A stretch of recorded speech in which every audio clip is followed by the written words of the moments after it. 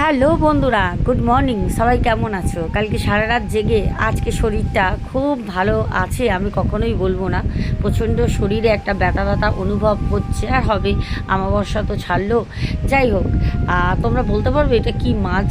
কেরম বোকা বোকা প্রশ্ন করছি না, তোমরা সবাই জানো এটা কি মাছ। আর মোটামুটি এমন কোনো মানুষ নেই যে এই মাছটা খেতে পছন্দ করো না। এই দেখেছো, ঘরে পুরো জল ভরে গেছে।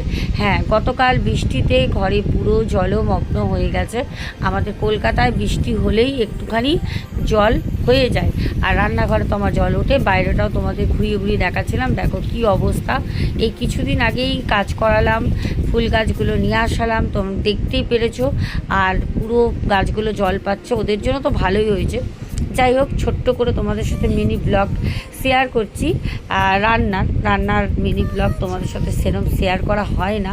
তোমাদের কীরকম লাগছে কালো জিরে দিয়ে, বেগুন দিয়ে, আলু দিয়ে মাছের ঝোল? তবে কি মাছ মেনশন করলাম না, আমি জানি তোমরা সবাই জানো, তাও তোমাদের বললাম কমেন্টে একটু নামটা লিখে দিও। আর কার কার লোভ লাগছে খেতে? আমার তো প্রচণ্ড, যখন আমি ইউটিউবে দেখি এরকম মাছের রান্না, আমার কিন্তু লোভ লাগে, জানো তো। যাই হোক, দুর্ভাগ্যবশত মাছটা আজকে খাবো, কালকে খাওয়া হয়নি, কারণ কালকে তো আমাবস্যা ছিল। রাতে আমার কালকে পুজো ছিল, সারা রাত পুজো করেছি, আর কাজ ছিল, যাদের যাদের কাজ সব করেছি। যাই হোক, গুঁড়ো মশলা দিয়ে ভালো সুন্দর করে পাতলা করে মাছের ঝোলটা করে নিলাম। তবে মাছটা আমি মেনশন করছি না, তোমাদের অপেক্ষায় রইলাম। আমি জানি তোমরা সবাই পারবে, কারণ তোমরা সবাই জানো এটা কি মাছ।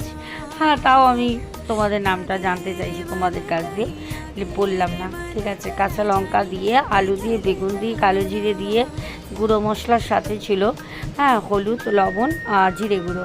টাটা, চলো, কেমন লাগলো জানিও।